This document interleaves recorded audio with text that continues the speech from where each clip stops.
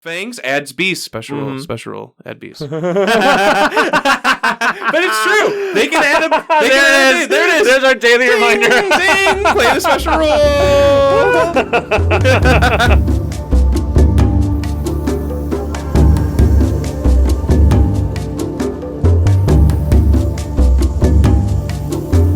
Welcome to the Kindred Spirit Podcast, a program completely dedicated to the board game Spirit Island. On this show, we examine and discuss every aspect of the game, whether they be general tips, in-depth strategies, or silly shenanigans. Today, we're going to engage in a unique topic that was actually suggested by one of our listeners. Oh, that's fun. Yeah, how about that? I'm excited for this. Yeah.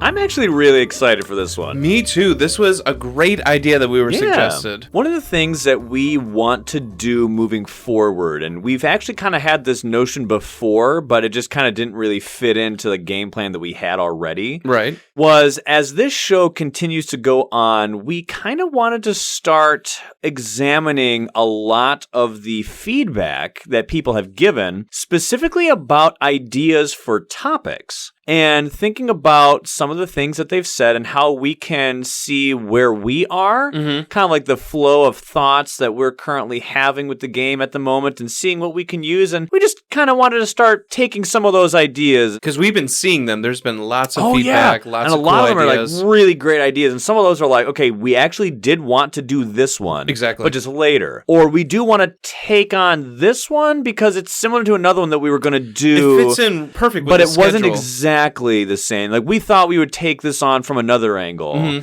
And so it's just kind of fun to examine all these things and kind of cherry pick the ones that we think could work well at the moment. And some are like, okay, I think we can do this one, but maybe a bit later. And so anyway, point being, we see what you're saying, listener. When you are posting on Reddit, BGG, Facebook, we're seeing these comments or these suggestions. This is the first of those. This is the know. first of the listener suggested topics. What is it? So today we are going to talk about what we have effectively called the game changers. Game changers. So, the way I see it, in any game of Spirit Island, each player brings something unique to the table with the spirit they have chosen to play as. The asymmetric nature of the game is such where players will take note of how their spirit differs from that of their fellow teammates, so that they can factor their strengths and weaknesses together to form a strong cohesion that's enough to subdue the enemy and secure a win. Part of the game's fun for me throughout the years has always been how the players need to adapt, change, and figure out just how they can work together to make things work. Okay, so what are the things that we can do? Cool. Then, of those, what are the things that we should do? Like right now, even. Each player can make these adjustments, and it depends on who each player is playing as. I mean, heck, everyone plays the game differently, and we pilot the spirits differently, too. And that completely depends on the board you're on, who you're up against. We've talked about that before. But I just love seeing how each spirit can play with each other in different ways, and how vastly different of an experience I can have simply from the plethora of combinations that we can make with the team compositions. Sorry, solo gamers. Right, and I don't want to say that the only way that you can have a vastly different experience is because of team composition. No, I know. You get what I'm saying. I get what you can have that with scenarios, with adversaries, with Laura being there with house rules. Cheating. But just one of the things that makes this game so replayable for me is those differences within the team compositions. Definitely. Finding the avenues where I can use my spirit's strengths to cover someone else's weaknesses while they are doing the same with mine is just simply addicting for me. That's why there's always something to talk about, to strategize, to theory craft, because like you're saying, any combination, even if it's the same two, Lightning and River, each game can be different of just those two based on, like you're saying, who you're facing and scenarios, whatever. Right. And while every spirit can play with any other spirit, it's definitely true that some spirits will require other friends to change their gameplay more than others in order to reach the full potential of that spirit combination. Some simply interact with the game in more involved or unique ways than others. Or to put it in a different way, there are some characters who you can play with where you don't need to know what they're doing at all or how they change the game, and you can succeed just fine. Yeah. Like, I got my mashed potatoes on this side of the board, you got your vegetables on that side of the board, if we're a big proverbial plate, and we can honestly... just do our own thing. Do our own thing, we don't touch, and we can actually be fine. That's true. That's something that can actually happen. That's been coined as a term I've seen as solo operative. Yes. Of just like playing together. Solo operative. But doing my own thing. Yep. I love those combined definitions that technically aren't official, but you know exactly what they mean. I've just seen that before. In games that are Euro games that are like that, or maybe even some PvP games that don't have enough entanglement, I think the term, if I'm not mistaken, was multiplayer solitaire. Oh, yes. We just got Cascadia. Yeah. And that is so multiplayer solitaire. Like, me and Laura are just like... I think that's fun, though, sometimes. It is. I think certain gameplay experiences on the table can be such where we are all engineering our own mechanisms and builds or tableaus where it's what I call a race of efficiency. Mm-hmm. Who can simply manage their own stuff the best and get the most victory points? Sometimes you can get in other people's way. Sometimes you can't. Sometimes you can like Settlers of Catan is one where we're all doing a Euro game trying to get resources, build roads, get victory points, and there's some interaction. But the game's not completely built upon tearing other people down. No. You know, like that kind of thing. Anyway. Back to Spirit Island, talking about the fact how you actually, with some characters, can, and I guess you technically could do this with every character, but not ever even cooperate with them and just be completely my side of the field, your side of the field, and get a success. But there are others where it is very important that you are aware of what they are bringing to the table so that you can change your gameplay accordingly for the purposes of A, either accommodating a flaw of theirs that their spirit may have, or B, you could take advantage of a unique gameplay opportunity that their spirit brings into your game. And that's what's fun. In this episode, we're going to talk about each of the spirits who we think change the game the most in the way we've described simply by being in your game. Change the game the most. Yeah. That is how I, for myself, kind of defined what does game changer mean. Mine is very similar. Yeah, how would you define my game changer definition? Like you're saying, I pictured it as a spirit who is this heavily warping normal gameplay to an exaggerated degree, like you're saying. Mm-hmm. And it's typically unlocking options that are not previously available, and or they are causing fellow teammates to adjust their typical playstyle, like you're saying. These teammates have to be aware of what this one spirit is doing. Sure. Usually at all times. Because, like you're saying, some spirits you don't have to worry about, or there's some spirits you have to be kind of aware of, but these game changers, and we talked and agreed on them, these are the ones who are like game defining and warping the playstyle of normal Spirit Island. And just so that it is just absolutely clear, I do not recommend completely playing multiplayer solitaire, where here's my line in the sand, don't cross it, I'm going to be over here, this is my land, get off my lawn! Unless it's diversity of spirits. Regardless of who you are, you should honestly cooperate with your peeps. It's the most fun part about the game for me. Me too. Please interact with your fellow teammates. Please cooperate. Make those cool plans. Strategize. That's why it gets so much fun. The growth phase ends up being 10 to 15 minutes every time because we're always talking about what we're going to do. Right. I'm just saying that when you look at these team compositions, certain pairings have different potentials, different ceilings of possibility of awesomeness that can be reached. And I just think that some characters require player involvement more than others to reach the maximum capacity of that ceiling. Okay. And that's just my opinion. Yeah. No. But yeah, that's all. So I think it's really important to see how each of us defined the question to understand in a helpful way how we have rated, how we have looked at each of these spirits that we have here. Yeah. So we have looked at the roster of characters, and we are simply going to talk about how, in what ways, we personally think this particular spirit changes the game. I'm actually really curious to hear how you approached the examination of these spirits. Did you have a formula? Was it just like, this is what I feel, this is what I think? How did you do it? I looked at, because what's cool about you, as you will go into, you have this rating that you had. I do not have a rating.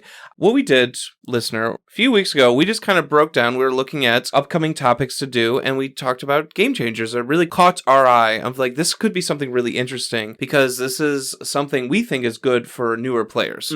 Because when you are playing with a certain spirit, and we'll list them, what we think, this person should know what you're doing. So I really looked at what type of rule changes, specifically special rules, maybe growth options, that really change this like place to presence, or really change it's like your sacred site is a wetland. Like some of these special rules are affecting only the spirit, but if a special rule or a power is affecting the board or the game, that is what something I wanted to go into, define, really research, and just really, I guess, like shine a light on more. Okay. So we'll get into the spirits of why we both think that these spirits really stand out. But yeah, I guess I really looked at what rule changes they do specifically. Okay. Yeah. For mine, what I wanted to do at first when I was thinking about this topic, because this is one that I knew I didn't want to just freelance with. I kind of wanted to make sure that I had a structured approach. And as I've spoken before in the past, my introverted nature is one where anything I want to do seriously, I want to make sure that I prepare for it. Yeah. So that I can consolidate my thoughts and kind of like, okay, I want to approach this seriously. And at first, when I started to put my subconscious onto this topic, at first I wanted to think about it in terms of pros and cons. Okay. This spirit is in your game. Here are the pros. Here are the cons. And as I thought about it, I began to realize, I don't quite think that is actually the most accurate metric that I should be using. Or at least I wasn't content with the framework of pro and con because of the assumptions and insinuations the word pro and the word con make. Because someone's pro can be someone else's con. Yeah. Someone else's con could be someone else's like, pro. Oh, I like that thing about this spirit. Right. Yeah. So I didn't think it was necessarily fair to label certain spirits with pros and cons, but rather they have varying degrees of importance of things that you need to know. So I have chosen to examine the spirits in this framework instead of pros and cons. Firstly, I've rated each of these spirits that we're going to talk about with a certain rating. And this rating is how big their game impact is. Or if you want to word it another way, how important is it for you to know what they do? So I just have 3 levels, high, medium, and low.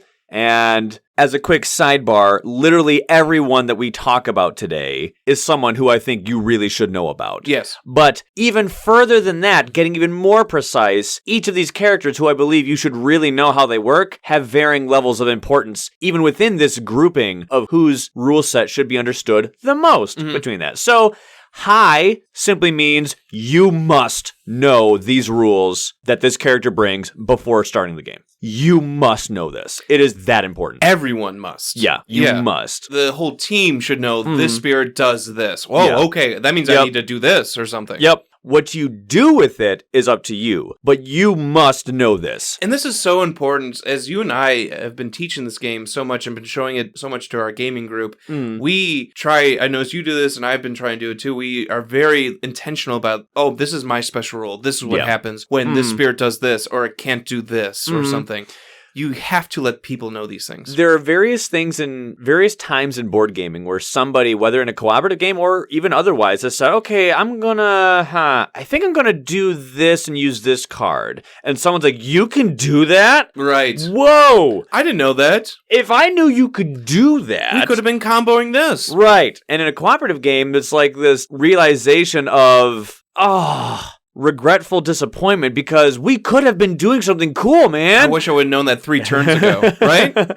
So, of course, these are all my opinions. So when you hear me using the words and verbiage, you must, it's not because there's an actual law. In my opinion, I think it is a significantly important thing that you do so. So much so that I'm going to use the terms, you must know this. Medium impact means that you should really be aware of this before starting. Okay. If you are in the other room grabbing a beverage while I'm talking about my spirit, and you come in after I've said so and I forgot that you are absent from the room, we could probably get away with it maybe, but you really should be aware of this. You could probably still eke by a win or something, but you should know. You really should know about this before starting the game. And then low simply means you technically can get away with not interacting with them, but you really would benefit if you did. So that is the rating system that I have on mine. So as we talk about these spirits, I'm going to say I rated them as a blank impact, high, medium, or low. And I'll elaborate as to why I think so. Then I've listed, instead of pros and cons, I've listed them as 2 things. 1, things that you need to know about this character. And 2, other things that are simply just nice to know. Okay. They're not as critically important to understand, but hey, it's not bad to know. It's beneficial. Mm-hmm. And then lastly, because of these things, the things you need to know, the other things that are simply nice to know, and how big of an impact this spirit has on the game, my 4th thing that I wanted to examine was a suggestion from me personally as to a common behavioral adjustment that I usually make, or that I think you as a teammate should probably consider when that other spirit is in your game.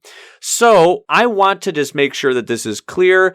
I'm coming from the standpoint of speaking to newer beginner players or someone who isn't as versed in the game as perhaps we are. I'm not saying that veterans can't benefit from this, but I just want you to know that as you hear me read off of my notes here, my verbiage is literally geared and written for the purposes of being heard by the ear of a newer player. Well, we have a wide array of audience listeners type of thing. Yep. And we're aware of that. Yep. And we are gaining new people all the time. And that's awesome. And that's so cool that you found this game and you want to know more about it and you've discovered us. But yeah, we are trying just to make this easier, more approachable. Right.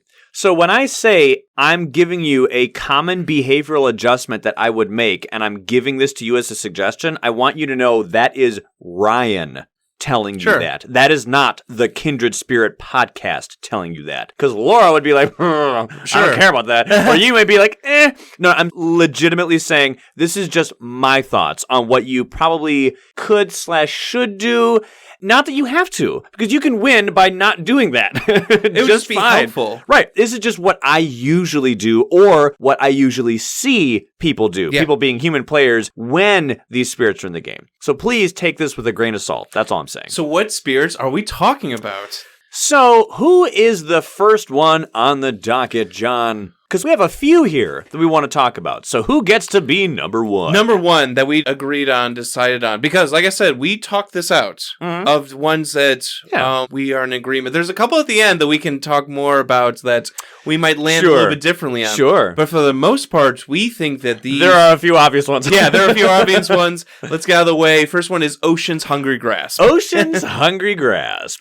Yes. And it's almost like there's the big blaring light of like ocean tile, ocean tile, ocean tile, ocean tile. So yes, players have to be aware that now control powers have the ability to destroy. That is something that's very important. Mm-hmm. One thing I wanted to emphasize that I didn't see as often, because maybe our play size has usually been smaller, around 2 or 3, but as we've been introducing more people to the game and more people like spirits, I know your brother likes Ocean's Hunger Grasp. Yeah, and he's just in a phase right now. He's just really into that. Because my brother is simply somebody who hasn't played all the spirits yet. So when he finds someone that he hasn't played as before and he realizes what they can do, it's just that wonderful infectious spark of, I can do this, and I can do this, and then this. It was first with Sharp Fangs, then it was with Wildfire. Right now it's Ocean. Yeah. And he was telling me about a game that he was playing with you where it was a little bit bigger in team size. I think it was either 4. That was a 4-player game. And just one thing that's really stood out to me recently is how much drowning income, when you gain energy as Ocean, depends on the team size. Because when it's solo or 2 to 3, it's not that big of a deal where you're like, I'm usually constantly getting energy from drowning every single turn. Sure. But as you get into larger games and maybe your play group gets bigger or you're playing on Discord or multiplayer online with digital, you can have bigger games where the team really needs to be on board to help out Ocean. Yeah. Because their top track is meh when it comes to energy gain. And a lot of their energy comes from drowning. But with more players, that means it is a slower income. Yeah. So I think that is something that the Ocean Spirit needs to be aware of, but the team as well. That, I need to help out. This is a 6-player game. It takes 6 health to gain 1 energy. That's a lot for Ocean. And it's hard to get on all those tiles for Ocean. Sure. So I need to be pushing as much as I can. Maybe don't use this destroy power. Maybe pick this control power from the minor deck. Right. Something like that. So that was something that I've just been noticing or I've been hearing about. I think that should be aware of the team. Just like try and help out Ocean as much as you can. In regards to helping out Ocean, the inland lands. Ocean can't grow there. I know a lot of us know this, but that's something just to be like, you need to help out Ocean. Mm-hmm. There is no such thing as a starting tile with Ocean in the game. Right. Because they can go anywhere. Turn 1, they can be on almost everyone's coast, basically. Or like at least 3 different coasts. Yeah, that's actually a good point. If Ocean is in your game, there is no such thing as my board, your board. Yeah. And you have to plan accordingly because maybe you are a spirit that just likes literally there is, but like emotionally there isn't. Which can be tough for some spirits like Keeper. I just want to make a wall of sacred sites. You know, I don't want to stretch out or something. It's like, no, I need help over here. Oh, I need to adjust. I need to go over there and help you. Maybe make my wall of sacred sites a Wrath of Tower and Destruction over here type of thing. I know there are some ways with the Doubtable Claim or Finder shenanigans to move Ocean Inland. Get Ocean Inland. I'm talking about general play. The standard play. Type of thing. So that's just another thing you need to be aware of. You need to help out the inland lands for Ocean. And then one thing that is pretty big is how much collateral damage friendly fire Ocean has. And I know it is just from Swallow the Land Dwellers, but because it's a 0-costing card with good elements that can take out an explorer and a town, like that's a good card for Ocean. Yeah. It can clean a land out. It can get them so much potential energy from drowning, but they have to drown a Dahan. There is no sidestepping that with that card. Yeah. And that's tough. And I mean, people need to be with Thunderspeaker, or even Shadows likes to keep Dahan around River. There are some spirits who love Dahan, want to keep him around. Lightning likes to push around Dahan. You have to be aware of this with Ocean in your game. Yeah. Maybe get them off the coast, or maybe get them away from Ocean along the coast. So these are some things where, like Ryan was saying, teammates need to know where my pushing helps feed Ocean. Literally feed them energy. And I need to help out them as they are throwing me Tidal Boon and giving me energy. I need to help out their inland. And then you got to be aware of the Dahan. I think so. And I know we're slightly skewed. I know there are some playstyles that maybe they worry less about Dahan and they're just going for win state. But me and Ryan honestly do care about saving Dahan more than just mechanically. It's a thematic thing for us. Seriously. To like saving the natives of the island. And that's just kind of like the thematic players that we are. Yeah. But like you said, there is legitimately a mechanical disadvantage gameplay-wise of losing Dahan. But the reason why Sweden's escalation is so bad for me is for thematic reasons. You hate it. I hate that. That is the evil that Spirit Island is facing. Yeah. Is that right there. It's the colonization of this culture. No. Hate it. Nope. So we don't like losing our Dahan. So Swallow the Land Dwellers, I mean, when me and Ryan play with Laura, we're pleading her, like, maybe don't use it on that land where there's 2 Dahan. You're going to drown one of them. Like, and a lot of the times, honestly, you'll accidentally play it. Yeah. I didn't plan that right. Because you weren't quite thinking about that. You were more thinking about, like, I just got to get this town dead quick before that city shows up. Exactly. I will say, though, really quick, that yes, Swallow the Land Dwellers may be the only power that straight up says destroy a Dahan. Yeah. But I do want to highlight that their special rule, Oceans in Play, simply says, or whenever a Dahan would be moved onto the ocean. That's a good point. Point being, it could happen without Swallow the Land Dwellers being played. Because there are some control cards that you have to push this, and there's no up to 1, or you have to push Dahan. And so you may think, well, in this particular land, that adjacent coastal land maybe is about to ravage, and I don't have anything to protect the Dahan. Ooh, here, let me go and push him into the drink really quick because we're all on team good guy, right? I'm not going to kill Dahan. Nope. Down they go. Something you got to be aware of. It's a very good thing to be aware of. So, how did I regard Ocean's impact to the game? It's high. Yeah. Ocean has a high impact. You must know how this spirit works with a few of their things before you start playing the game. So, what are the things you need to know? Ocean's Hungry Grasp opens the ocean tile. Mm-hmm. That is huge and very important for a plethora of reasons. Having an open ocean means that you have access to free offense. In the same way, and this is just how my mind works, that Earth has access to free defense because literally you place a sacred site in a land, it's defend 3. That's not a power. That's not an innate. Yes, I know Downpour can basically have this effect too because there comes a point in their mid to late game where they're accidentally triggering Rain and Mud suppress conflict. And, oh, hey, I accidentally defended here. Whoops. There you go. It's like when a character is so perfect that like whenever they walk anywhere, there's like flower petals or like like plants that follow them, like that are hate blooming. how perfect you are.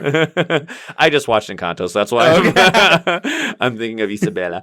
But in that case, the defense was free because it's always there. It's always defend 3. Because usually you have to play a power card to defend. To get something in this game. Yeah. You usually have to intentionally place it there with a power or something. In this case, you get free offense. Why? Because when you put somebody, a bad guy, or sometimes a Dahan if that happens, unfortunately, and Title Boon wasn't played, they drown.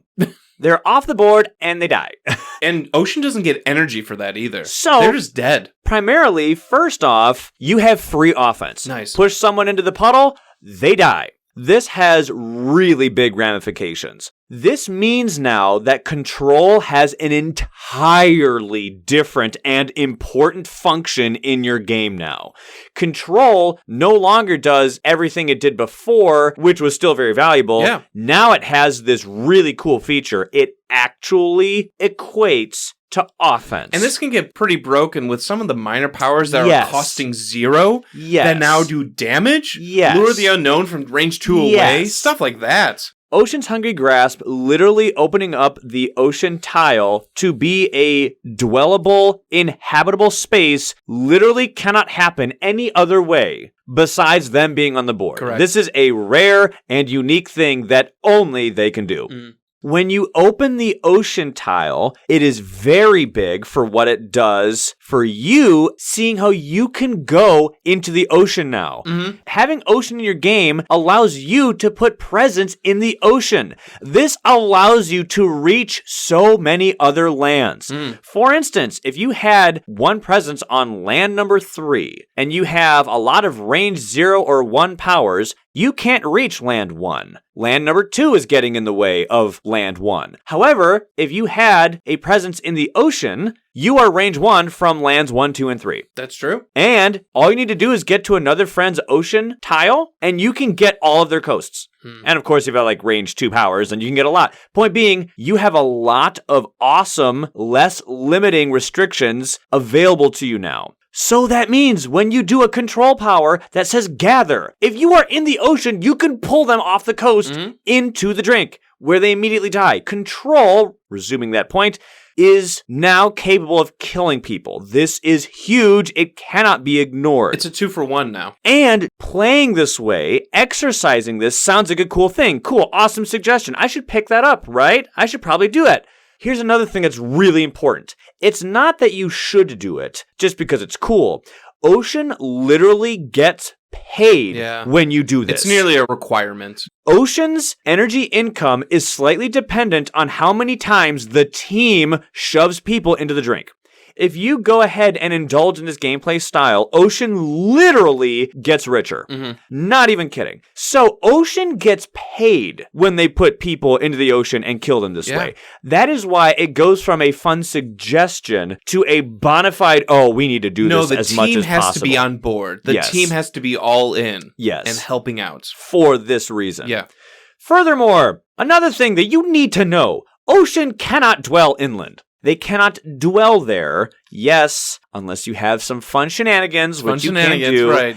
They can't dwell there. Now, they can still reach there with other powers they find, most notably Dahan using powers, because Dahan are on the inland, right? Maybe you can go for a beast build. There you go. Find someone who can dwell there and make them do stuff. Or just find a bunch of cards in the deck that don't have the target land with any restrictions, and maybe it just says any. Right. Your starting hand has a lot of things that say coastal. And by a lot, I mean literally all of them that are land targeting. The ones that aren't spirit targeting. So maybe find high range cards that can go on any land and you can do stuff just fine. But you can't dwell inland. No. That is really important to know. Now the things that are just simply nice to know. Ocean is a good fear generator. Steady. It's really good to know that. Every turn. Does that change your gameplay? Maybe it does, but I don't think that is critically necessary to see. It is nice to know that they have Dahan-friendly fire. Yeah, this was ranked pretty high for me. Yeah, like I said, I think this is important to know, which is why I'm even talking about it. Right. I don't think it's something you need to know. I think it's something that's really nice to know. Yeah. Also, a thing that's really nice to know is that Ocean can actually teleport Dahan. They go surfing. It's great. Is it like Finder? Kind of. Kind of. Not in the same way. They can literally take a Dahan when Title Boon is played that was shoved into an ocean tile while you're there, and they can literally teleport them to any coastal land. Which is cool. Even if that coastal land is not on your board. Extremely rare. Literally, like, who else can do this, Finder? I think that's really cool. Yeah, very rare. I think it's really cool. So the common behavioral adjustments that I think a player should make when Ocean's on your team, I actually kind of described a few of them already, I suppose. But someone needs to get over to Ocean's inland lands during the early game. Yeah. Is this a requirement? No, but someone should really probably do this. Yes, and that can be seen as a con. Because there is a thing in this game called Blight. It can be seen as a con, like, oh, Ocean has no impact on the inland land. But you have your next points. Yep. That helps this con out, I would say. Doing so is not so bad because you can focus on your own coastline a bit less. So that's why it's not so much of a con that you have to go to their board. Because Ocean is going to be focusing on your coastline. They better be doing their parts and swallowing invaders and swallowing the land dwellers and taking people out along the coast. Now, the next thing I think you should do is you really should try to capitalize on shoving bad guys into the drink. I kind of mentioned this already, but I think a good suggestion, maybe have at least one presence of yours on a coastal land. That way you can make sure that your targeting is really good if you find a control power so you can implement it immediately. I agree. It makes control much more efficient. It gives Ocean that much needed energy, and in lower player count games, this is a suggestion, but in high player count games, this is basically a necessity. You have to help out Ocean. Yeah. Because they're going to be starving for money. Starving. Because with them, an important thing that you should know is that when they go and drown people, the exchange rate of people killed and drowned to energy that they gain is different based on how many players there are. They can drown X health worth of invaders, where X is the amount of players in your game. So if it's a city and you're doing a 3-player game, you can drown that city and gain 1 energy. Yep. It's always 1 energy, but the health of invaders that you need to drown to get that 1 energy is based on the players. So in a solo game, drown 1 health of bad guys to get that 1 energy. Nice. 6-player game, literally do 5 health more bad guys to get 1 energy. Yeah. So it's going to be a lot longer for them to get paid. So this is why, like I said, trying to capitalize on shoving bad guys into the drink in lower player count games is more of a suggestion, but I still think you should do it. Yet in a higher player count game, it's basically a necessity. Hopefully with 5 other players, that should be enough to feed the Ocean. Yep. If they are all, like you're saying, on board and shoving and pushing or growing along the coast, using that title boon to push the town or finding their own control powers. Yeah, if 5 people are all on board, the Ocean should be fine. Honestly, the Ocean should not be a hindrance. But they have to be on board. And hopefully by mid-game, late-game, they found a plethora, a nice suite of cards that allow them to affect the board inland. Yeah, I agree. All right, so that was Ocean. Ocean. I don't think that'll get any pushback from people. I don't think so. Because I know some are going to be like, oh, they didn't mention this spirit. Oh, I thought this one would have been talked about. Like, sure. Everyone is pretty aware of, like, Ocean being very I think impactful. that's probably the most obvious one, I think. And that was the first one we thought of. Sure. That's why we brought it up first. Sure. What's our next one, Ryan? Next one. Serpent Slumbering Beneath the Island.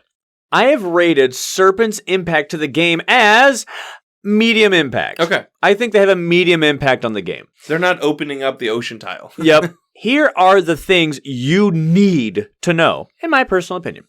They consume friendly presence. That's rare. This is strange and weird. Serpent does something nobody else does. No. They actually eat people.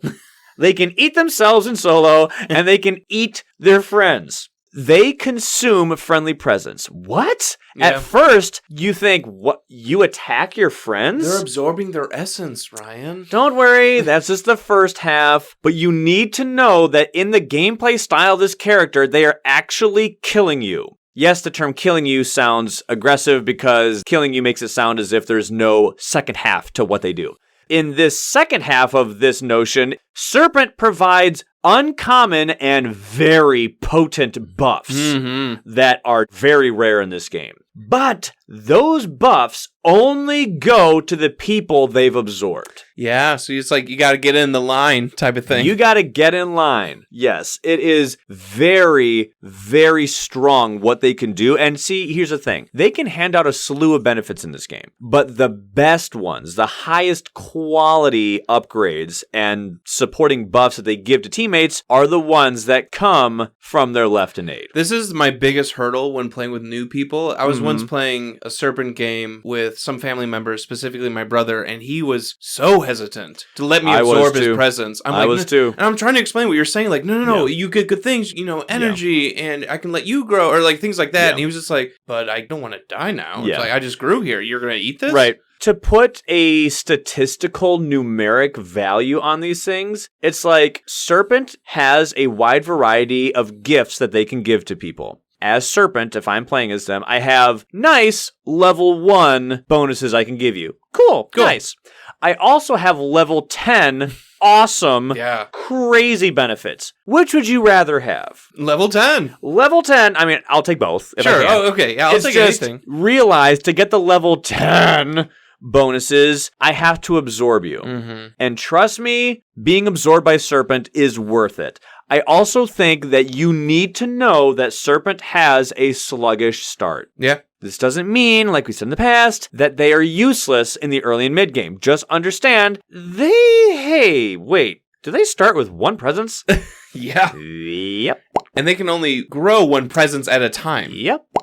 There are some things that are nice to know. Okay. The things that are nice to know, this one, some of these, some people would say you need to know this. I don't think that it is a necessary thing, but perhaps it is a nice thing to know this first one after hearing that they have a sluggish start. And that is, statistically speaking, Serpent is literally the strongest character in the game. Yeah. That is not even hyperbole.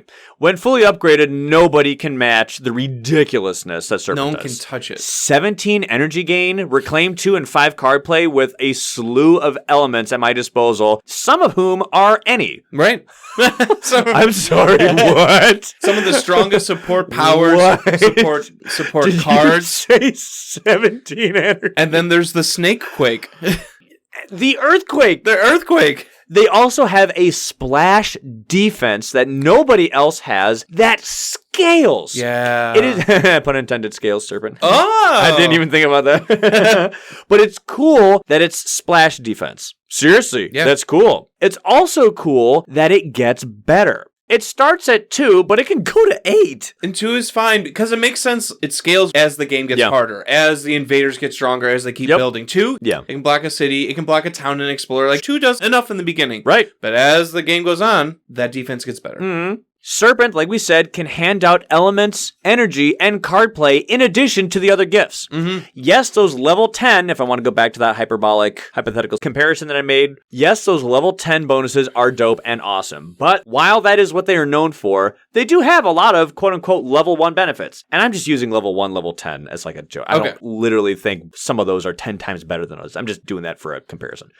But they have things that they give out besides their left innate. Yeah. They do give energy. They do give elements. They do give major card powers, play, which is really nice. And then, like you said, something that's nice to know, they can potentially attack every single land in the game. Yeah, spread out and go boom. With that ever-famous Earthquake. Yep. Some common behavioral adjustments I think a player should make. Be mindful of your presence placement because you're going to have to make do with less presence out there. That's a very good thing.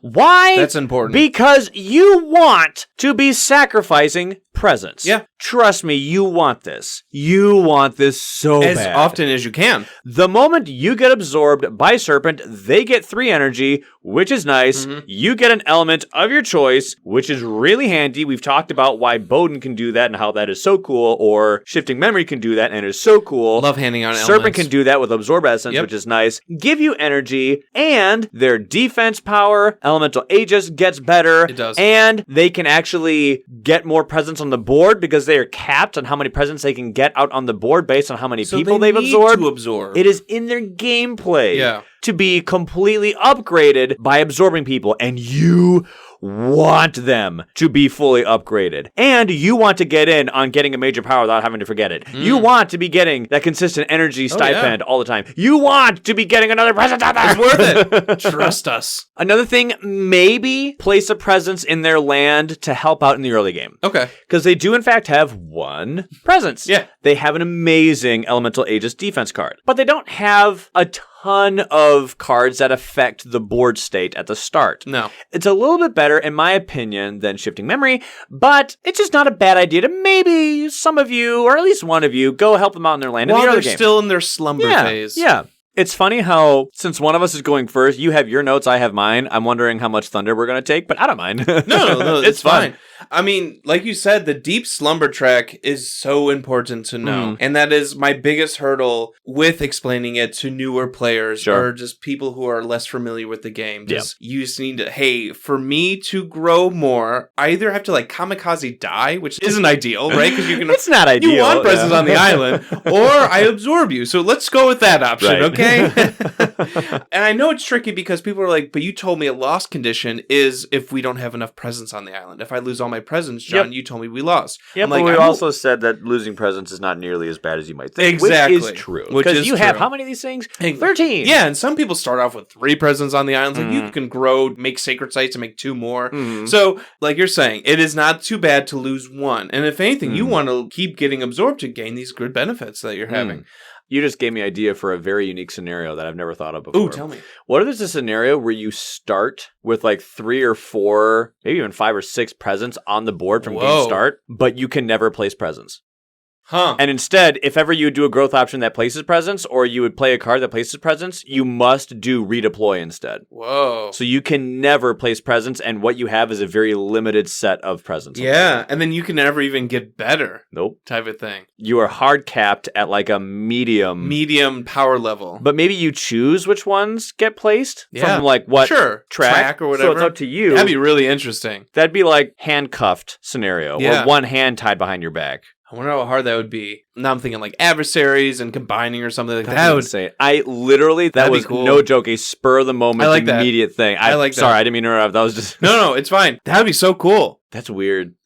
Sorry, go on.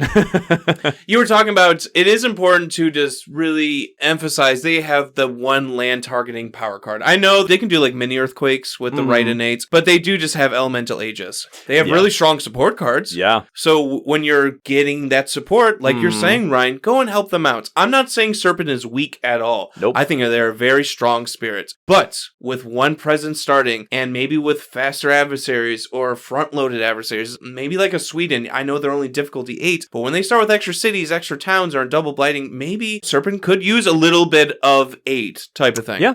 Giving someone aid doesn't mean they needed it. No. It just means that we all benefit if it happens. Because you're getting something, now you can give back.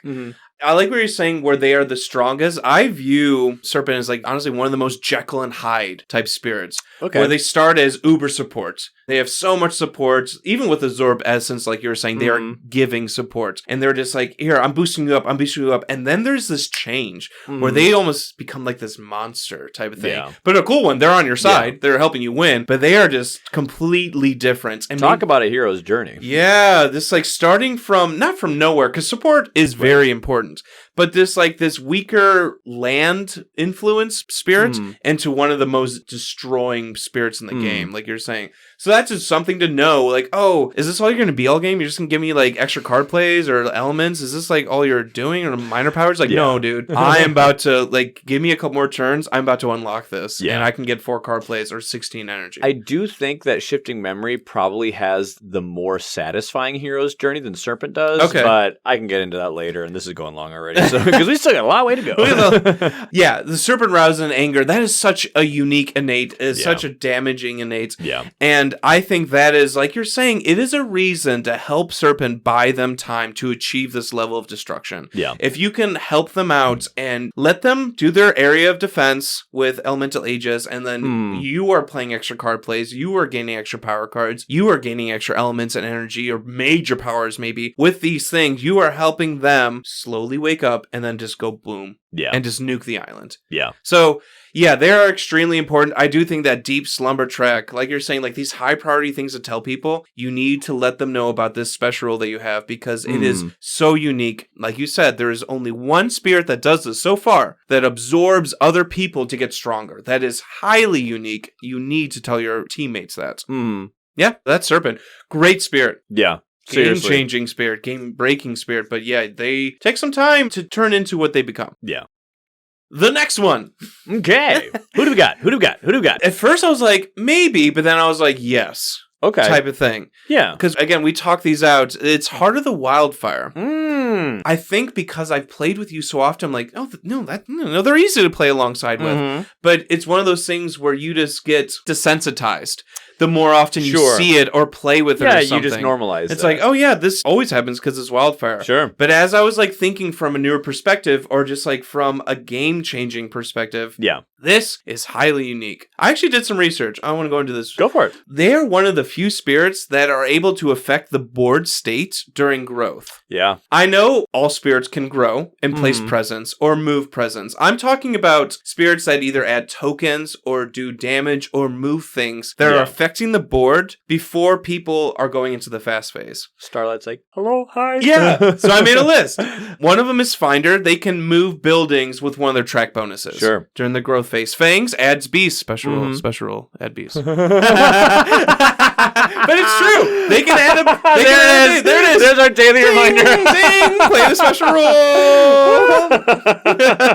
That's funny. Keeper, making sacred sites. One of the forgotten special rules. They are affecting the board and pushing out Dahan. Mines can add a beast and gather a beast from their growth 3 option. Starlight, like you were saying, can do 2 damage at range 0 during the growth phase.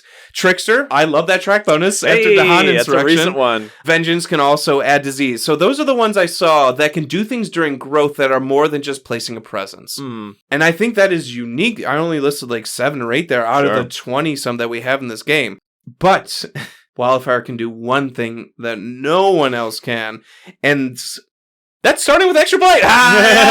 Gotcha. You know how you have your levels of importance? I don't think this was one super high, but they are the only spirit to start with extra blight. I think that's unique. It's nice that it comes from the box. Yes. Yes. And not from the blight, because that would sting. It's like, and they're on the game, they're on the island, and there goes a blight off the card. You're like, what? We haven't even started yet. But that is unique that they start with all this blight in the sands. And that sounds like a negative at first, because that means your starting board has 3 blight now. Yeah. Ooh, that's not good, right? Could be. You've made me see it as a positive, Ryan. I'll get into this later. You'll get into that later. As if you don't know what I'm going to talk about. Obviously, when this spirit, so I'll just get to it. When the spirit places presence, it does damage. Yeah. So there it is. There's the ding, ding, ding type of thing. And it is instant damage. Yes. Type of thing. It just happens. There's no waiting around type of thing. It is like, boom, 2 damage, 3 damage, whatever, how many Effectively, fires. there are 3 phases. Now, oh, that's true. Because there's fast, there's slow, and then there's Wildfire. Yeah, and the Wildfire phase. There's growth phase. Yeah, with Wildfire. How many times have you been like, okay, I can damage this bad guy, and maybe in the slow phase I can finish it off? It's weird because you're like, okay, I can damage this guy now, and maybe in the fast phase later, I can finish him off. Yeah. In the fast phase. Yeah, that's crazy to think about. And hey, if I can't even kill them in the fast phase, can someone kill them in the slow phase? What's so cool is placing a presence is almost like a card play for Wildfire. Yeah. Which is so strong. It's like, this is a damage power I'm using. It's not even affecting my hand or my card play. And then there's sometimes as the spirit gets stronger or more tiles are unlocked on the growth tracks, yes, they add blights. So that is something that the team should be aware of. For sure, it's like, hey guys, I'm blighting this turn. Obviously, we know about the right innates that can remove blight, but there's something to be aware of with this. So coming from that team perspective, you just got to be aware of this. Maybe don't grow around Wildfire. Just be careful of maybe, I don't know, just be aware that when they grow, they will eventually add blight. So if you are not a blight-friendly spirit, maybe don't dwell in lands with them or near them type of thing. I just don't want you to lose presence if you don't have to, is basically what I'm saying. I thought that the blight from spirit effects or powers can't destroy Wildfire's presence is Destructive cool. nature is so cool. That is so unique. So great when a cascading blight hits you and you're like, I'm fine. It's like, oh, Ryan, I'm going to play Drought here, and it's in your land, and it's going to cause blight. Ryan's like, okay.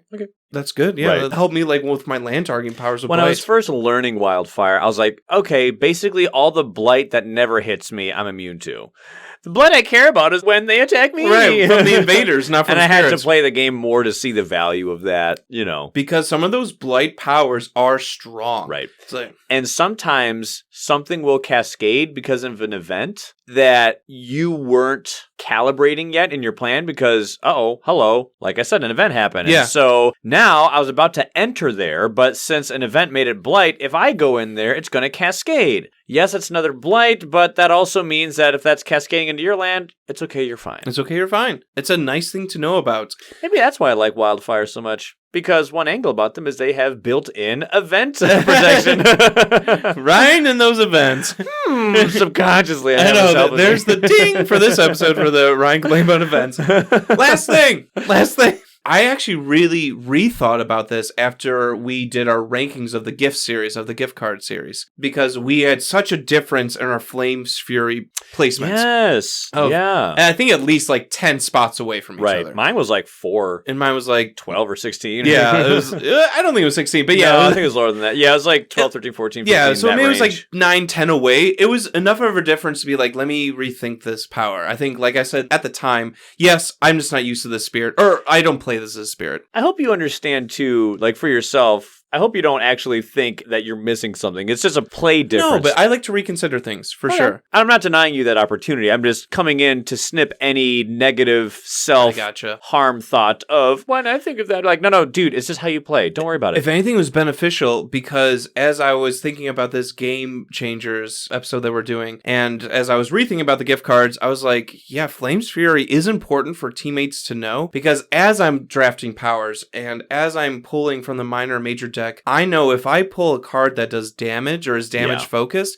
it becomes that much more powerful because I know I have Wildfire on my team who could just add 1 damage. It's basically like always having a Badlands available. And that's huge. And I get an energy for it. So not just a Badlands that can't hurt good guys. Exactly. And it's used for every power that I use, not just in one land with the Badlands, whenever I use a damage power. So, like I said, I've been rethinking this, and that is very good for the team to know that this power is available for them to use. Yeah. It's great for Wildfire, it's 0 cost and good elements, but also I get an energy for it. So when I'm pulling, because I know I play some spirits that maybe don't do as much damage, but this has my elements and it has damage. Okay, maybe I'll pick that because I know Wildfire is going to help me out with that damage. So those are some things that really stand out. Obviously, placing a presence doing damage is like the big one. And I'm sorry if I stole thunder. I know you love Wildfire, but those are the things that stood out to me of like, this is what the team needs to be aware of, and this is how this spirit is so different than anyone else.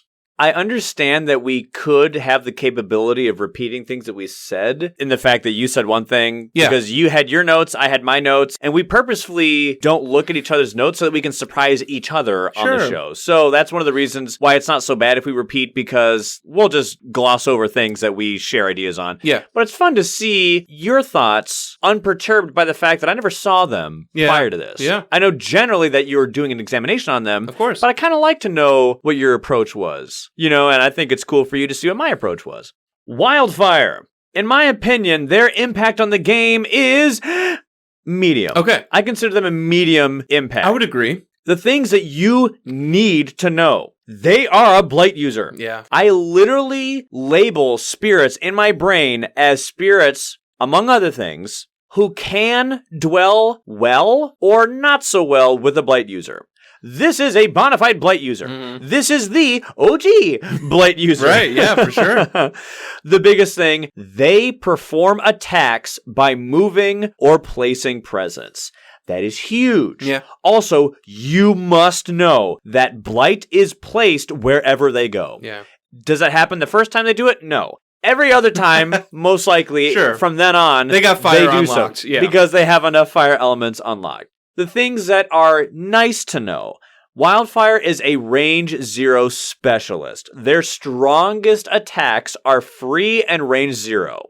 Their ranged attacks are quite lacking. They don't have many, they cost energy, and they are slow. So that is why a Wildfire player is more likely to be willing to jump around and place presence and deal damage that way by moving it as opposed to doing it with their starting hand. I agree. One thing it's good to know, Wildfire can hand out energy and bonus damage. Yeah. We talked about why that is such a good thing, but it is important to know, and although I don't think it's something somebody must know, I think it's good to know how somebody can help you, because how many times have you asked a question, hey, can anyone do blank? Can anyone take out the city? Can anyone do whatever? I can only do 2 damage this turn. Can anyone give energy? Can anyone hand out another card play? Yeah. Can anyone make me fast? Can anyone whatever? You name it. It's just simply good to know what they can do so that you don't have to ask those questions because you already know it. One thing, as I'm thinking about, as you're talking about Wildfire, and I didn't think about the range 0 specialist, and that's so true. And the way I play with you is so similar to when I play with Laura as Ocean. I know it's not as instant when I'm playing River and pushing things into the ocean, but when I'm playing River, say our Hepsbok game, and many other games, it's just easy to reference these games that the listeners know about. But when because I could be like, remember this one game and me and you are the only ones nodding our heads and everyone else is home like, what? Sure, let's establish that credibility. Sure. So say in that Hepsbok game, I was pushing things, honestly, to an ocean tile, to the furnace. Yeah. Because yes, same result. It's the same result. River can't destroy as much, or it took me time to unlock massive flooding to that tier level. But I knew that if I push it to your lands, every single fast phase, you would do leftinate and destroy and burn or place presence. And I just kept pushing it towards you. So that is something that I'm seeing so similar. They are different because Wildfire can spread out more than Ocean, obviously. But that hive and offensive scale and is so beneficial to the team as me who likes to play supporter control. There are simply certain spirits that have kill sites. Yeah. Keeper. If you want to shove someone to a kill site, look where they have sacred sites. Get a bad guy anywhere near their sacred sites, that's a kill site. Yeah. Ocean, a kill site is the ocean tile. Lures in your game. Look for lands where lure is dwelling and there's a lot of tokens. Look for all those tokens. That's a kill site. Yep. Wildfire, look for a land that has blight and has their presence. Yes. That's a kill site. So in the same way, shove people, bad guys I mean, to that kill site. Yeah, it's very important.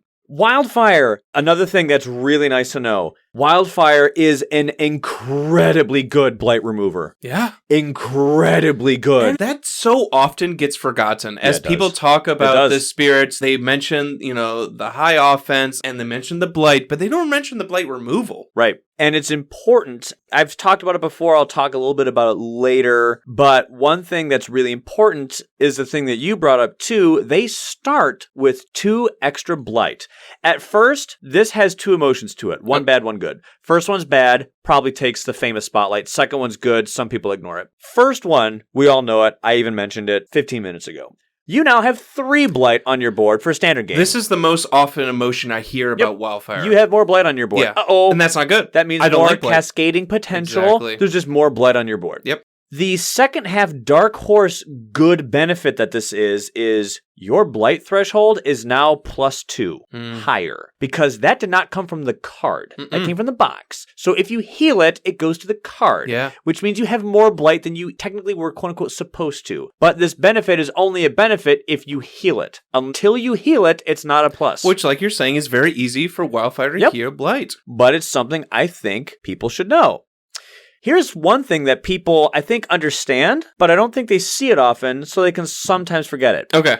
Wildfire has access to literally the single strongest attack in the game. Wow. I'm speaking for one land, of course, but literally the single strongest attack in the game. It literally equates to Briny Deep. Wow. They literally have a Briny Deep level innate that can literally destroy all invaders. Yeah.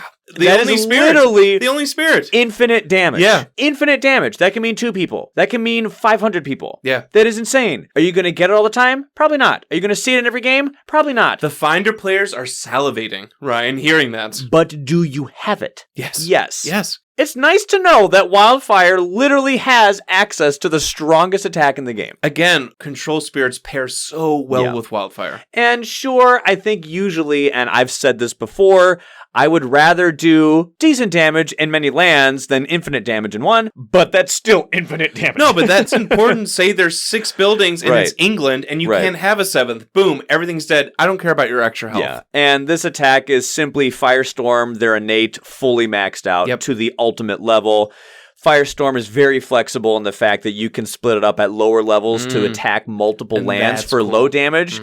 My favorite thing is to split it up in perhaps maybe 4 increments of 1 damage in 4 different lands to nix 4 explorers. So many builds you're stopping, Lastly, a nice thing to know about Wildfire is that they can accidentally be a good Dahan or Beast user. Oh, I didn't think about this. Yes, you are placing presence and dealing damage when you place that presence, and yes, Blight is being placed there. Sure.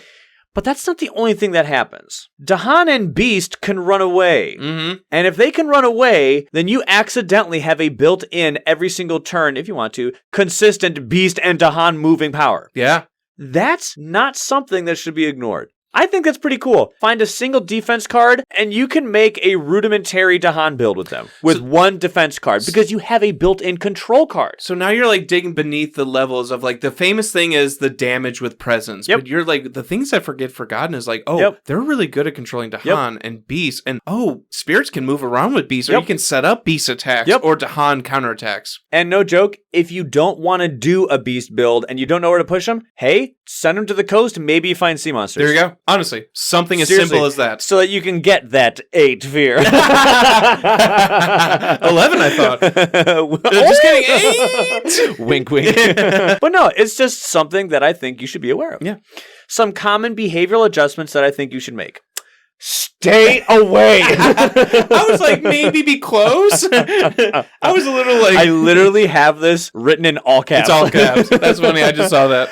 Now, there is an exception to this if your character can survive blight or hazardous conditions like stone, or vengeance, blight, green, volcano, downpour, mist. Then you can get away with it, sure. Generally speaking, they will kill you if you go and dwell where they are. Don't touch the fire. Probably stay away. But like you said, John, it's a good idea to send enemies to their lands if you can. They're like an ocean. They're not good at range. No. They would love it if their enemies came to them. And it's amazing if you, as Wildfire, can still kill bad guys and get a lot of damage out there without having to put your friends at risk. Also, perhaps make blight removal a higher priority in your brain. You like doing that dance. You are a very efficient Wildfire. And that's the way I think Wildfire should be played, because I think that's just the sweet spot. This is my opinion. It does the most with keeping your friends safe as well as the island unblighted, while you can still be valuable in dealing damage.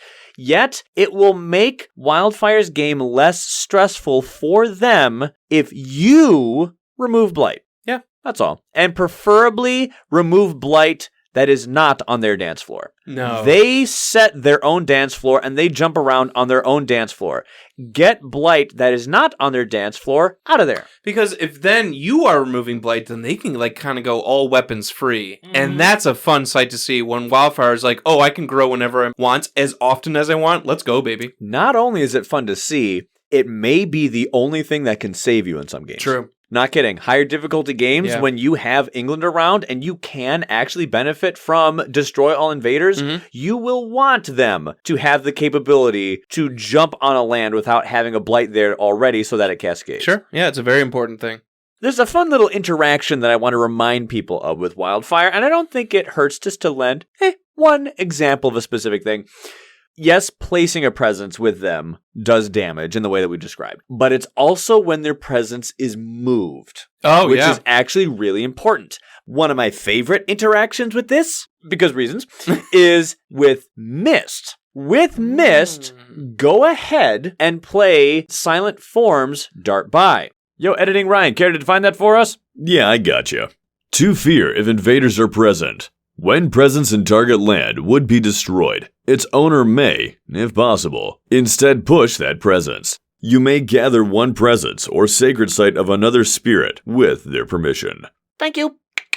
So, with that card, drag Wildfire into your land. Move a presence into that land.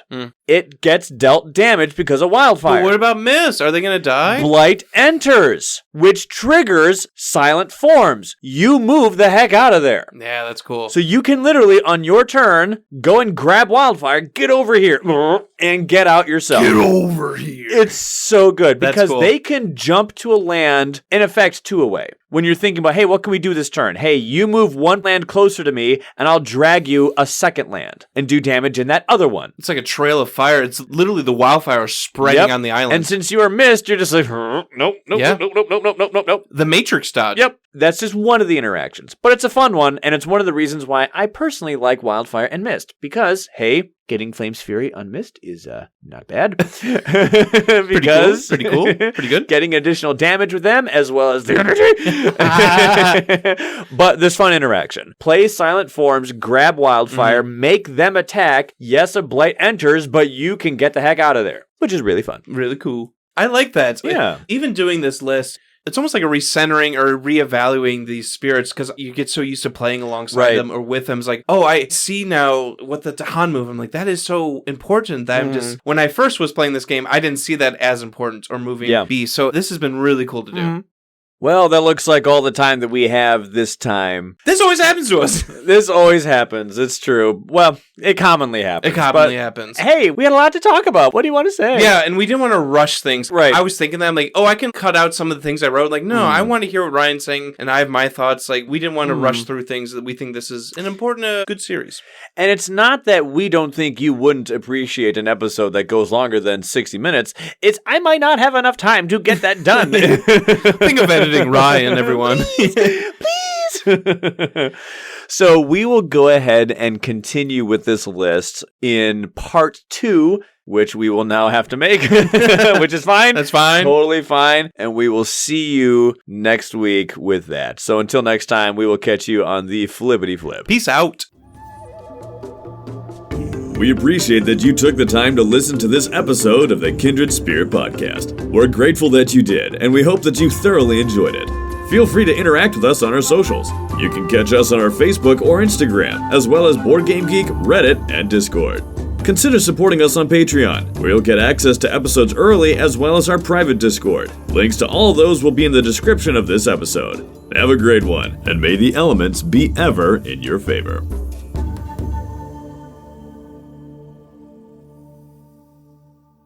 This isn't no mine. This is a tomb. Well, that would work with my vengeance one. That's fine. It fits here. It fits here. We're from the future. Quick, we got to go back. Bye.